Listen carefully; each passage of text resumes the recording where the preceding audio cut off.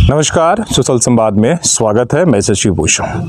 आज हम आपको जो कोरोना की तीसरी लहर को लेकर झारखंड सरकार तैयारी कर रही है उसके जो है हकीकत को दिखाने के लिए आए हैं। हमने आपको बताया था कि जिस तरीके से अखबारों में सरकार ये बात कर रही है कि हमने तीसरी लहर आने वाली है और उसके लिए पूरी तैयारी कर ली है, जैसे हमने दूसरी लहर में बड़ी जो है मजबूती से लड़ाई लड़ी, उससे भी मजबूती से लड़ाई हम तीसरी लहर के लिए तैयार हैं। लेकिन हकीकत क्या है? शहर के कुछ अस्पतालों का फोटो और वीडियो जारी हो गया है जहां पर कुछ वार्ड बना दिए गए हैं बच्चों के लिए। लेकिन क्या 3.5 करोड़ की आबादी के लिए उतना काफ़ी है? जबकि खुद के झारखंड सरकार के जो इम्पावर्ड कमेटी बनाई गई है उसने कहा है कि तीसरी लहर में 17,18,000 के आसपास में बच्चे जो है वो प्रभावित होंगे। 17 लाख एक बड़ी जो है संख्या है, और वैसे में जो तैयारियां चल रही है वो क्या काफ़ी है? ये सवाल हम पूछना चाहते हैं। सरकार ने तो यहाँ तक कहा कि दूसरी लहर में ना ऑक्सीजन की कमी हुई, ना वेंटिलेटर की, सबको जो है सब कुछ मिला। लेकिन रियलिटी क्या था आप और हम समझते हैं। ये देखिए, एक शहर के बड़ी ही नज़दीक है घोड़ाबंदा है और इधर धान चट्टानी। ये सरकार के प्राथमिक स्वास्थ्य केंद्र घोड़ाबंदा आप देख रहे हैं, पिछले 2 साल से भी अधिक समय से बनकर तैयार है। लेकिन इसकी स्थिति क्या है आप खुद ही देखिए और पता लगाइए। जब शहर के इतने नज़दीक, जो इसको शहर ही बोल सकते हैं इसलिए कि घोड़ाबंदा आपको सामने दिख रहा है, और ये देखिए किस तरीके से जंगल और घास उगे हुए हैं, मतलब इससे, और इतनी बड़ी बिल्डिंग बनी हुई है।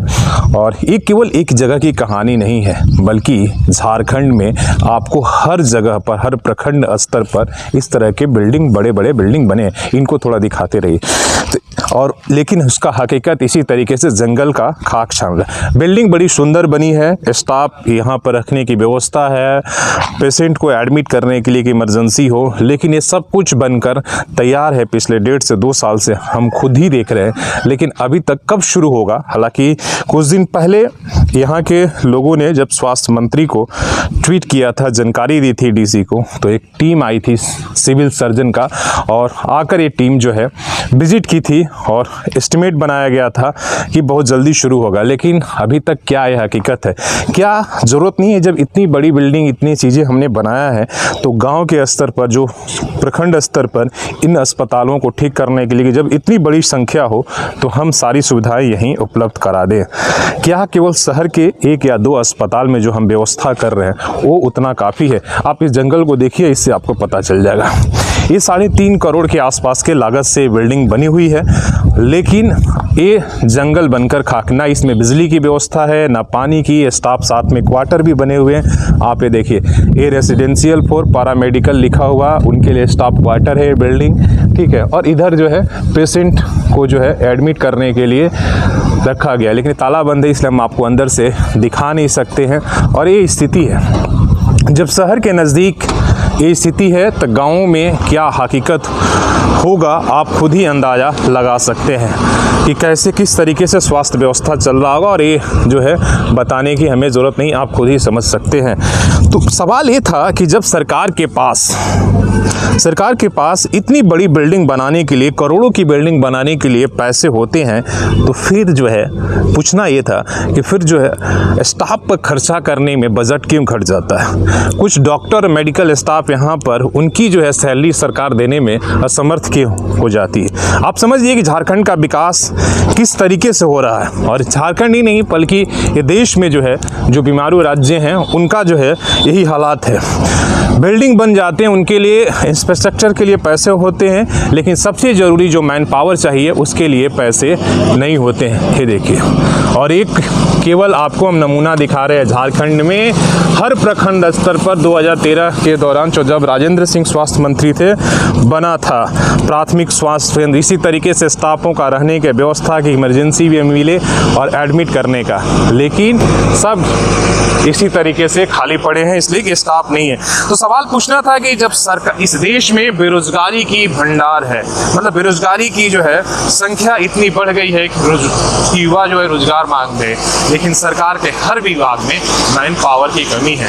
तो आप समझिए कि हम विकास किस तरीके से बढ़ रहे हैं। क्या कोरोना में जब इतनी बड़ी संख्या में बच्चे प्रभावित होंगे तो हम इसी तरीके से लड़ाई क्या लड़ेंगे, ये सवाल पूछना था और ये वीडियोस आपको भी दिखाना था।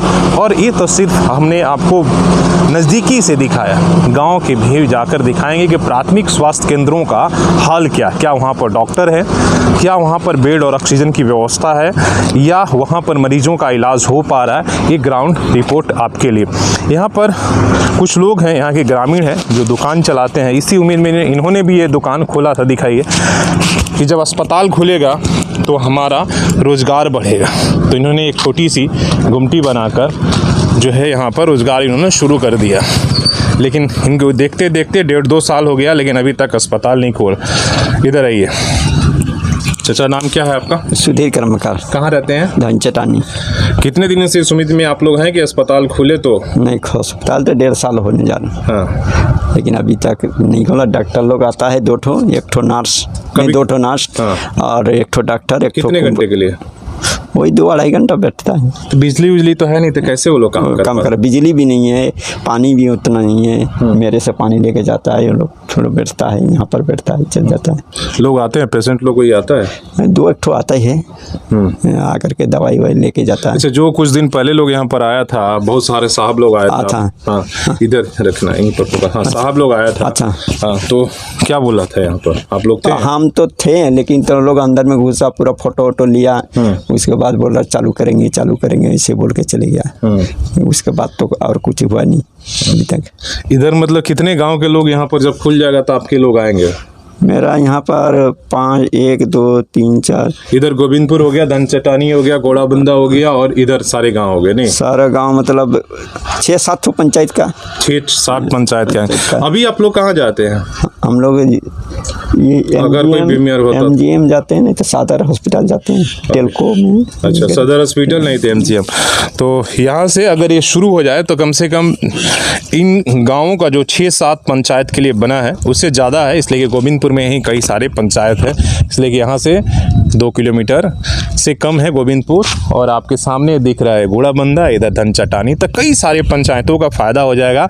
और जो हम MGM और सदर अस्पताल में आपने देखा कि वहाँ पर किस तरीके से जब कोरोना अपने पीक पर था तो उस समय बेडों और ऑक्सीजन की कमी थी। अगर इस तरह के प्राथमिक स्वास्थ्य केंद्र इतने सुंदर बनाए गए हैं, अगर ये शुरू हो जाते हैं तो आप समझिए कि हमारा जो ग्रामीण का हेल्थ व्यवस्था है वो कितना मजबूत हो जाएगा। इसलिए कि अभी सबसे ज़्यादा आपने देखा जो भी केस आ रहे हैं वो ग्रामीण से आ रहे हैं, प्रखंड स्तर पर आ रहे हैं। और प्रधानमंत्री भी कह रहे हैं, लगातार मुख्यमंत्री भी कर रहे हैं कि जहाँ कोरोना मिल रहा है वहीं पे इलाज। तो अगर हम जब तक ये ग्रामीण व्यवस्था को ठीक नहीं करेंगे, यहाँ डॉक्टर नहीं देंगे, यहाँ पर नर्स नहीं, स्टाफ और दवाइयाँ उपलब्ध नहीं कराएंगे, तब तक ग्रामीण स्वास्थ्य व्यवस्था किस तरीके से ठीक होगा। केवल बिल्डिंग बना देने से और बिल्डिंग बढ़ाकर इंफ्रास्ट्रक्चर खाली दिखा देने से क्या हेल्थ व्यवस्था मजबूत होगा? ये सवाल आप भी जो है सरकार से पूछिएगा। और ये हकीकत है, हमने खाली आपको यहाँ का दिखाया, आगे भी प्रखंड स्तर पर दिखाएंगे और ये सवाल ज़रूर पूछेंगे। अपने सहयोगी मंजीत के साथ मैं शशि भूषण, सोशल संवाद न्यूज़, झारखंड।